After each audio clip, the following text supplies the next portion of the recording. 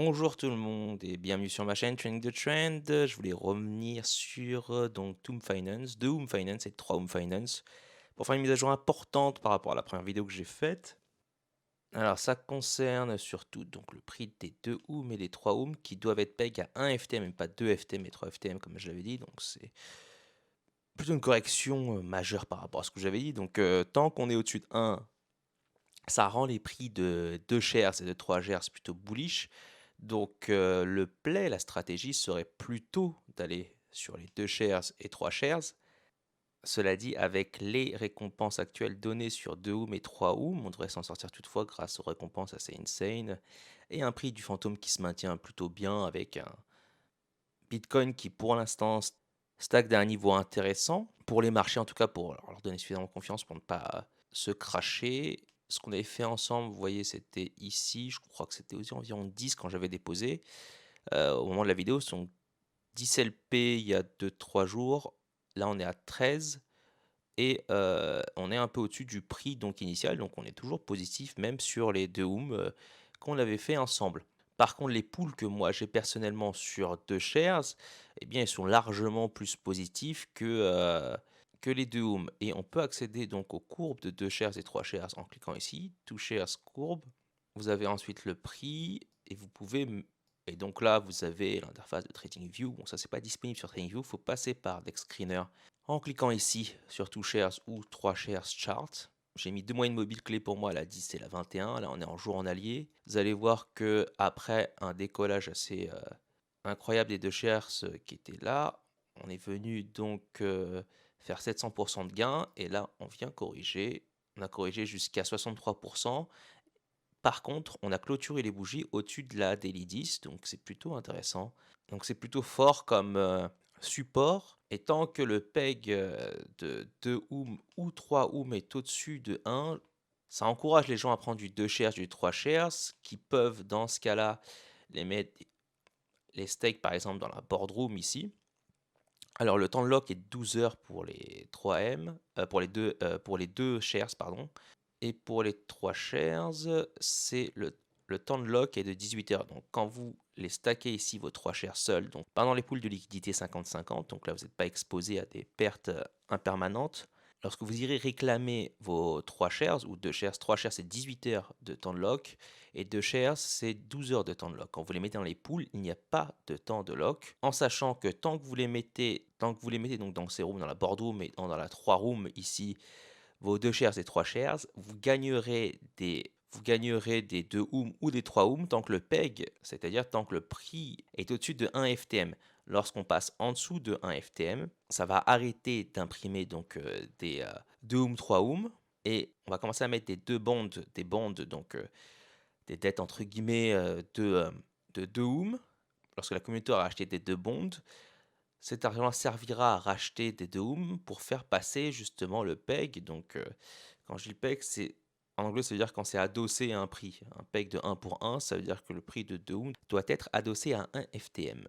Et lorsque ça repassera au-dessus de 1, on pourra revendre nos bonds au nouveau prix, me semble-t-il, de Ohm, qui sera au-dessus du PEG pour récupérer ses sous et pour que, au final, le système reste un 1. L'équilibre final du système, le endgame, pas en ce moment, on est encore sur une phase ascendante. Le endgame, ici, ça doit être 1. Le système est fait pour que ça retourne à 1. Sur 3 Ohm Finance, vous avez en plus un élément supérieur pour maintenir le PEG au cas où celui-ci passerait en dessous et qu'il n'y aurait pas assez de personnes qui se manifestent pour prendre du bond et pouvoir remonter le prix de 3 Ohm à 1. Dans ce cas-là, vous avez ici donc la trésorerie, une trésorerie qui est faite exprès pour justement faire remonter ce prix-là. En ce moment, elle est à 8 millions. C'est un peu plus de 10% des valeurs totales log, donc utilisées dans 3 Ohm Finance, qui concerne donc 3 Ohm, 3 shares. Et pour l'instant, pas de bond, puisque vous voyez qu'il y en a zéro, vu que le PEG est au-dessus. Cette trésorerie n'existe pas dans de Ohm et ni chez Toom Finance, qui vont fusionner, en tout cas vont travailler ensemble prochainement. Je ne sais pas sous quel aspect exactement. Ce qui a l'air intéressant tout de même, quand on regarde la AMAA, donc la Ask Me Anything des développeurs de 2 Ohm et 3 Ohm, c'est qu'ils ont l'air de parler beaucoup de 2 shares et que 3 Ohm Finance travaillera pour 2 Ohm et au final sans doute pour 2 shares pour en tout cas que ça soit quelque chose de majeur dans l'écosystème de Oom 3 Oom. Donc de manière générale, vos investissements ou vos trades sur 2 Oom Finance seront moins risqués que 3 Oom. Par contre, les APR seront un peu inférieurs. Il y aura également moins de volatilité. Vous voyez que là, on est sur 2 shares. Et si on va sur 3 shares, la volatilité est bien plus grande, mais les récompenses sont supérieures. Donc à vous de voir quelle stratégie est gagnante pour vous. Donc à titre personnel, je suis en train de racheter un peu plus de 2 shares parce que c'est en train de consolider à un niveau qui est plutôt intéressant. J'en ai pris déjà quand c'était en dessous de 4000 $. Et vous faites ça de la même manière, c'est-à-dire que là, vous venez acheter des 2 shares avec vos FTM. Et dans ce cas-là, vous aurez ensuite deux stratégies. Soit vous stackez vos 2 shares seuls dans la boardroom, ce qui vous permet d'avoir des 2 Oom en récompense. Et ensuite, cela, vous pouvez les mettre dans la pool de liquidité, pourquoi pas.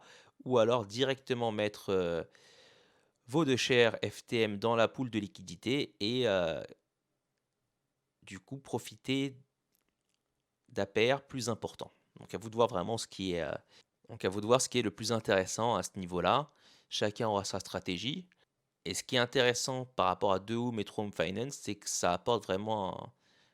Et ce qui est intéressant par rapport à Toom Finance, notamment par rapport aux traditionnelles places de DeFi, c'est qu'on a vraiment là un écosystème un peu plus poussé avec un concept plus intéressant. Alors la majorité des forks de Toom Finance, ça a été un peu des rug pools et des trucs qui n'ont pas du tout fonctionné puisqu'on n'a pas pu maintenir le peg. C'est devenu inflationniste et ça s'est craché. C'est pas le cas pour Toom Finance qui lui, donc, qui est le premier vraiment, hein, qui maintient le peg sans aucun problème. C'est passé en dessous, mais vraiment, on est très proche. Regardez, on est à 1,01 là. Et la dernière fois, je crois, sur la dernière vidéo, quand je l'avais tourné, c'était à 0,0. C'était à 0. C'était à 0,9999. Donc, on est quand même très très proche. Et vous voyez que le bond suit donc le prix de Toom. Et ceux qui avaient acheté du bond peuvent acheter. Ceux qui avaient acheté du bond donc peuvent revendre maintenant leur bond, ce qui fera brûler des Toom pour que ce prix-là revienne à 1. Quand vous allez sur le site What the Fork, ça liste un peu tous les forks, ça liste la majorité des forks qui existent sur les concepts de DeFi majeurs. Donc vous avez Toom, Olympus, Node, Univ. Alors tout ce qui concerne Olympus, à titre personnel, j'y touche pas trop parce que j'ai vu que ça s'est craché essentiellement. Tous, en tout cas, encouragent à loquer vos liquidités pour des récompenses assez incroyables, mais vu qu'il y a une dilution et une inflation énorme, le prix finit par se cracher. Alors que chez Toom, le but c'est de faire monter le T-share, le 2 share ou le 3 share via le PEG. Et là, vous voyez que ça donne quelques infos sur les différents forks qui peuvent exister. Donc, quand il y a rug, c'est un rug pool, donc une arnaque. Le KYC, c'est qu'on connaît l'identité des développeurs et de la team qui lance donc ce fork de Toom Finance. Il y en avait un autre qui a fait un peu parler de lui rapidement sur Discord. Je crois que c'était, non pas Rocket Ship. Rocket Finance. Voilà, c'est celui-là. Vous voyez que là, on n'arrive pas du tout à maintenir le PEG. Donc, quand j'étais allé voir ça, je crois, il y a 2 semaines, quelque chose comme ça, j'ai vu que c'était juste en dessous du PEG de 0, c'était aux environs de 0,80 ou quelque chose comme ça. Et là, ça s'est craché. Donc, faites très attention à la DeFi. Hein, la plupart des forks, enfin la plupart, un grand nombre, je sais pas les stats exactes, mais un grand nombre des forks, soit de Uniswap, soit de Tomb, et soit de n'importe quelle place de DeFi qui a été intéressante et qui a fait parler d'elle parce que ça a réussi.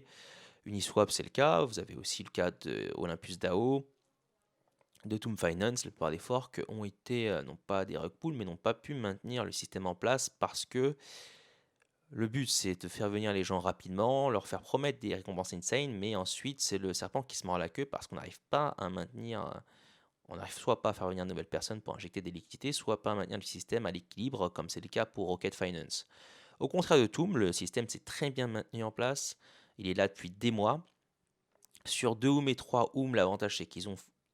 Sur 2 Oom et 3 Oom, l'innovation c'est qu'ils ont doublé le nombre de plateformes, c'est-à-dire 2 plateformes pour une seule. Vous avez 2 Oom, 3 Oom. Et la volatilité grande de 3 Oom sert à équilibrer un peu plus 2 Oom. Donc on a une plus grande stabilité. De plus, là, on a le soutien officiel de Harry, donc le boss de Toom Finance. Et si vous ne connaissez pas un peu l'histoire, je vous invite à regarder la première vidéo où je raconte un peu tout le drama qui s'est passé autour de Toom Finance, Doom Finance et Throne Finance. Désormais, ces plateformes travaillent ensemble, puisque Harry a tweeté pour dire qu'il venait travailler avec donc Doom et Throne Finance. Vous allez voir, il a même fait un post Medium assez long. Et il a fait une petite image pour dire on va bosser ensemble. C'est un très bon concept. Donc je n'ai pas trop peur là que ça se crache par rapport aux autres forks. Et c'est d'ailleurs pour ça que je vous fais une deuxième vidéo dessus. En sachant bien sûr que vos profits vont varier en fonction des prix des différents assets sur lesquels vous aurez mis. Mais par exemple, j'avais mis mes 2 shares dans la pool 2 shares FTM il y a 2 jours, quand j'avais acheté du 2 shares. Et en 2 jours, je suis up à peu près 20% sur donc la pool de shares FTM parce que le prix est resté stable et il est monté. Pardon, le prix n'est pas resté stable pour moi, il est un peu monté. Et avec les récompenses, avec les intérêts composés, je suis un peu plus de 20% en 2 jours. Ça ne veut pas dire que les 2 prochains jours, je vais gagner encore 20% dessus. Voilà pour cette vidéo, pour vous prévenir surtout de la mise à jour de ma stratégie personnelle en tout cas. De votre côté, à vous de voir vos traversions au risque par rapport à ces différents assets. Faites vos propres recherches, très important, pour vous faire votre propre opinion. Ceci n'est pas un conseil financier, c'est juste ma vision des choses et ce que je fais avec mon portefeuille, donc à aucun moment je vous dis de faire la même chose. Sur ce, je vous souhaite une bonne journée, bon trade à tous,